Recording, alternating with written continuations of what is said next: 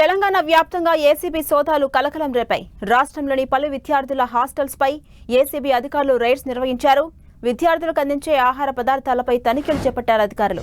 నిజామాబాద్ నగరంలోని Kotagalli SC girls హాస్టల్లో ACB అధికారులు సోదాలు చేస్తున్నారు.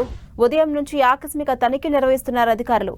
ఇదివరకు కేవలం నేరుగా లంచం తీసుకునే వారిపై మాత్రమే ఫోకస్ పెట్టిన ఏసీబీ తాజాగా రూట్ మార్చి అక్రమాలు జరిగాయన్న సమాచారంపైన ఆకస్మిక తనిఖీలకు శ్రీకారం చుట్టింది. దీంతో ప్రభుత్వ శాఖల్లోని అక్రమార్కుల్లో వణుకు మొదలైంది. ప్రధానంగా కోటగల్లి హాస్టల్లో తప్పుడు బిల్లులతో ప్రభుత్వ ఖజానాను పక్కదారి పట్టించినట్టు ఆరోపణలున్నాయి. ఈ నేపథ్యంలో ఏసీబీ అధికారుల తనిఖీలు హాట్ టాపిక్ గా మారాయి. రాజన్న సిరిసిల్ల జిల్లా సిరిసిల్ల అర్బన్ పెద్దూరులోని గురుకుల పాఠశాలలోనూ ఏసీబీ సిఐ ఆధ్వర్యంలో పలు రికార్డ్స్ ను తనిఖీలు చేస్తున్నారు అధికారులు.